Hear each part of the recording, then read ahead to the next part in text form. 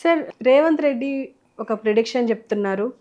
ఏంటంటే కేసీఆర్‌కి గవర్నర్, అలాగే కేటీఆర్‌కి సెంట్రల్ మినిస్ట్రీ ఇస్తారు అన్నట్టుగా ఒక ప్రిడిక్షన్ చెప్తున్నారు ముఖ్యమంత్రి రేవంత్ రెడ్డి. దీన్ని ఎలా చూడొచ్చంటారు sir? Revanth Reddy is very very clever person, educated. Telugu, Hindi, English 3 బాగా మాట్లాడగలడు. నువ్వు బూతు మాట్లాడితే దానికి 100 రెట్లు పవర్ఫుల్ బూతు మాట్లాడగలడు. అతని యొక్క చాకచక్య గురించి మాట్లాడుకుందాం ముందు. ఆ విధంగానే వేరే పార్టీ అయినా కూడా తెలుగుదేశం గుండెకి హత్తుకొని చీఫ్ మినిస్టర్ చేసింది. అంతకంటే పెద్ద సీనియర్లు ఉన్నారు, వాళ్ళు ఏం చేశారు? ఏం పీకారు? వాళ్ళు పీకలేదు. ఇక్కడికి మినిమం గ్యారంటీ ఇవ్వలేకపోయారు. అతను వచ్చి కాంగ్రెస్ పార్టీలో చేరితే మినిమం గ్యారంటీ ఇచ్చాడు. ఇప్పుడేంటి పొలిటికల్ సినారియోలో జరుగుతుంది ఏంటి? కవితని అక్కడ పెట్టారు, అది చిన్న కేసు. అది ఆవిడని వదిలేస్తే మళ్ళీ ఆయన్ని వదలాలని ఇప్పటి వరకు. ఇప్పుడు అతను కూడా బెయిల్ వచ్చేసినట్టుంది. మనీష్ సిసోడియాకి వచ్చింది, కేజ్రీవాల్కి వస్తుంది. సో ఆవిడకి ఎందుకు అలా పెట్టారంటే వీళ్ళని బ్లాక్మెయిల్ చేస్తారు. సౌత్లో వాళ్ళకి పెద్దపీట కావాలి, నార్త్లో కొంత క్షీణిస్తుంది. బీజేపీ నార్త్లో క్షీణిస్తుంది బికాజ్ ఆఫ్ బెంగాల్. వాళ్ళు పుండు మీద కారం లాంటి వాళ్ళు అనమాట. వాళ్ళు ఇంటెలిజెంట్ పీపుల్. వాళ్ళు మెల్లిమెల్లి క్యాన్సర్ లాగా బాడీ అంతా వ్యాపించేస్తుంది. అర్థమైందా? ఒక తమిళనాడు దగ్గరికి వెళ్ళారు అన్నారు, అన్నామలేని అన్నారా. ఆంధ్ర ఒకటి పడిపోయారు, బికాజ్ వీళ్ళంతా జైలు పక్షులు కాబట్టి ఎవరిని టచ్ చేసినా జైలు పెట్టేయచ్చు. ఆ విధంగానే చంద్రబాబును పెట్టారు. అది ఇతనికి బ్లెస్సింగ్ ఇన్ డిస్గైజ్ అయిపోయింది, దీవెన అయిపోయింది. అది అతను జైల్లో పెట్టడం ఉన్నప్పుడే జనాలు నిర్ధారణకు వచ్చారు నెక్స్ట్ సీఎం ఈయన అని. సరే బ్రహ్మాండంగా చూసారా, ఎవరికో ఎక్కడికో బ్రేక్ వస్తుంటారు దేవుడు. ఇంగ్లీష్లో ఒక నానుడు ఉంది, God works in many mysterious ways అని. భగవంతుడు చాలా విచిత్రంగా వర్క్ చేస్తూ ఉంటాడు ఒక్కొక్క లైఫ్లో. మనం ఈ వయసులో ఇంక మనకి ఏ పైకి వస్తాం అనుకున్న లోపల జరుగుతుంది అనమాట. చంద్రబాబు నాయుడు అలాగే జరిగింది. God works in many mysterious ways. అతను జైలుకి వెళ్ళటం ఏంటి, సీఎం అవటం ఏంటి, అర్థమైనప్పుడు మీకు ఆ విధంగా జరిగింది. సో ఇప్పుడు రేవంత్ రెడ్డి గురించి మాట్లాడుకోవాలంటే ప్రిడిక్షన్గా ఒక చమత్కారంగా ఒక చెలోక్తిగా ఒకటి అన్నాడు అనమాట ప్రిడిక్షన్. అది మనం చేస్తాం లాస్ట్ దాంట్లోనూ. కవిత విడుదల అవ్వాలంటే నువ్వు కేసుల నుంచి బయటపడాలంటే ఈలోగా నీ దగ్గర ఉన్న టీఆర్ఎస్ కాల్డ్ బీఆర్ఎస్లో ఉన్న వాళ్ళందరూ రేవంత్ రెడ్డి లాగేశాడు. ఇంకా తొట్టుగా ఎవరైనా ఉంటే వాళ్ళ దగ్గరికి వెళ్ళడం, వాళ్ళందరూ వాళ్ళు డబ్బులు కూడా ఇవ్వకుండా వస్తారు వాళ్ళు, ఎందుకంటే పనులు చేయించుకుందామని. ఏ ఎండగా గొడ్డుగాళ్ళే ఉంటారు. ప్లస్ పరపతి అంతా పోయింది. ఒక దళితుడిని చీఫ్ మినిస్టర్ చేస్తానని దెబ్బ అయిపోయి చెడ్డ మాట్లాడింది కేసీఆర్. అతను ఫామ్ హౌస్కే ఇది అతను సొంత ఆస్తి, సొంత వాటిల్నే పెంచుకున్నాడని. కేటీఆర్ అమ్మాయిలను వాడుకున్నాడని, ఒకటి కాదు అన్నీ వచ్చేసినాయి. ఈ సందర్భంలో వాళ్ళకి ఏ పక్క వెళ్ళాలో కూడా తెలియదు. ఆ విధంగా బాగా నాటుకుపోయాడు ఇక్కడ కాంగ్రెస్ చీఫ్ మినిస్టర్. దీన్ని కదపాలంటే కేసీఆర్ వచ్చి బీజేపీలో కలిసిపోవాలి. అందుకని కూతుర్ని బ్లాక్మెయిల్ చేశారని లాస్ట్ టైం చెప్పాం. ఇరకాటంలో పెట్టి వాళ్ళ లబ్ధి పొందడమే బీజేపీ యొక్క మెయిన్ మేనిఫెస్టో. ఇప్పుడు వేరే దారి లేదు. అక్కడ చూస్తేనేమో మెజార్టీ పడిపోయింది, 50% రాలేదు. అన్ని పార్టీలు కలిసినా కూడా 50% కొంచెం అలా అటు ఇటు వచ్చింది పార్లమెంట్లో. ఇది పొజిషన్లో ఇప్పుడు జాలి దయ ఉండదు. ఎట్టి పరిస్థితుల్లోనూ కేసీఆర్ని కార్నర్ చేస్తారు. అది మనం అనుకున్నట్టుగానే మనకంటే ఎక్కువ సీఎం అనుకుంటాడు Revanth Reddy, because is more cleverer than us. అసలు ఏం జరుగుతుందో ఢిల్లీలో కూడా తెలుసు అతనికి. మీకు అర్థమైనప్పుడు సో మనకంటే డెఫినెట్గా ఒక 30-40% ఎక్కువ తెలుసు. కాబట్టి ఒక చమత్కారంగా కూడా అన్నాడు జరగబోయేది. దీన్ని ఏమంటారంటే సినిమా భాషలోనూ ఫ్లాష్ ఫార్వర్డ్ అంటారు. ఫ్లాష్ బ్యాక్ అంటే జరిగేది, ఫ్లాష్ ఫార్వర్డ్ అంటే నువ్వు ఇంటికి వెళ్ళిపోయిన తర్వాత ఏం చేస్తావు నేను ఊహించి చెప్పగలిగింది. అర్థమైనప్పుడు అది సినిమాలో చూపించవచ్చు ఫ్లాష్ ఫార్వర్డ్ కూడా. సో ఆ విధంగా ఫ్లాష్ ఫార్వర్డ్ చెప్పాడు అనమాట. ఏంటి, మనవాడికి గవర్నర్ ఇచ్చి ఏ అసమో పాడేస్తారు, అక్కడ టీ గ్లాసులో బందేసి తాగుతూ కూర్చుంటాడు మనవాడు. అరే కేసీఆర్.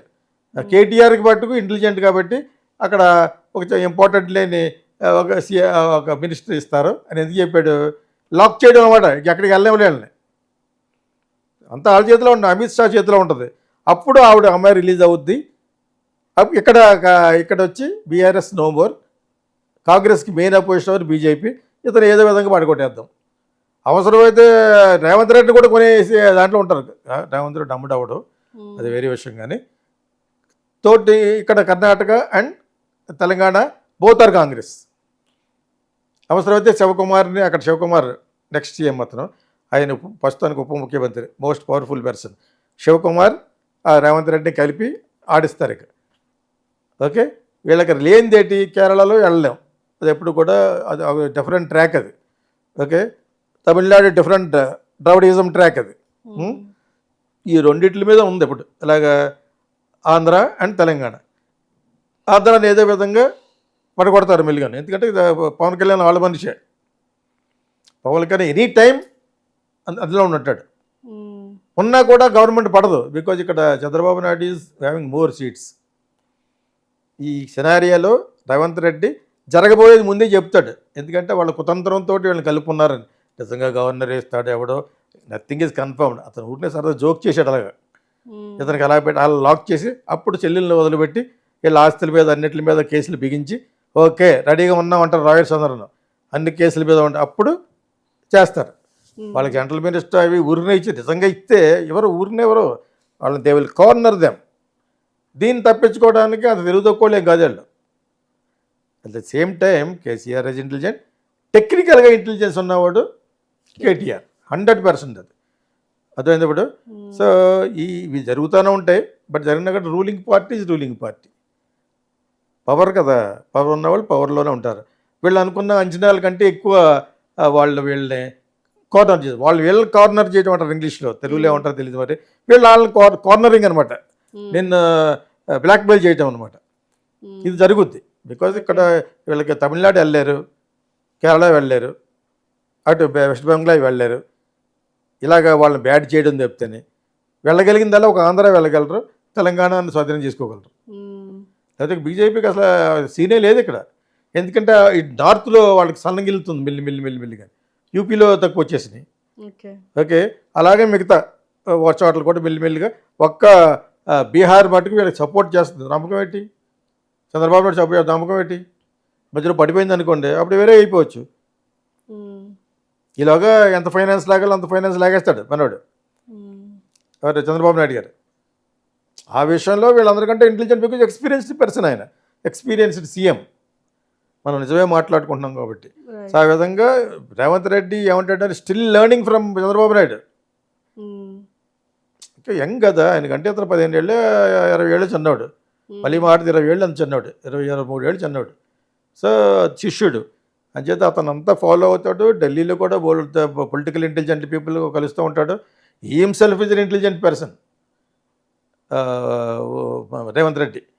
సో ఈ సినారియాలో వీళ్ళని ఏదో విధంగా కార్నర్ చేయడానికి ట్రై చేస్తున్నాడు కాబట్టి చమత్కారంగా ఒక చెలిగుత్తిగా అన్నాడు అనమాట.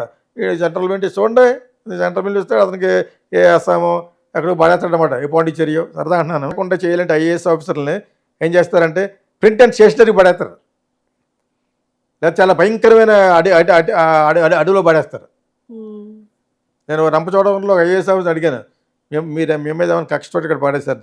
లేదు నేను ఇంకా డెప్యుటేషన్ ఉన్నాను అని చెప్పి అప్పుడు దాని గురించి చేశారు సార్ అంది. వైఎస్ఆర్ టైంలో రంపచోడవరంలో అడిగాను అనమాట, ఇంత అడవుల్లో మిమ్మల్ని ఎలా పెట్టారని. అంటే కక్షతో కాదు, నేను ఇంకా కొత్త ఇక్కడ ఇలాగే వెళ్ళాలి అందరూ అందనమాట. అని నేను విన్నాను కదా, వాళ్ళ మీద ఎవరి మీద కోపం ఉంటే ఇటువంటి చోట్ల పడేస్తారని. కాదట, that was also very interesting చేయాలంటే అని చెప్పేసి. బట్ భయపడుతూ వెళ్తున్నారు కదా ఎస్కాట్ తోటి. ఒక లేడీ ఐఏఎస్ ఆఫీసర్ ఆవిడ చెప్పింది నాకు ఇలాగ, నేను వైఎస్ఆర్కి ఏదో సినిమా చేస్తుంటే, సినిమా అంటే ప్రమోషనల్ ఫిల్మ్స్. సో ఇక్కడ రేవంత్ రెడ్డి అన్న మాట ఏంటంటే చమత్కారంగా ఒక ఫ్లాష్ ఫార్వర్డ్ డైలాగ్ వేసాడు అనమాట. మా సినిమా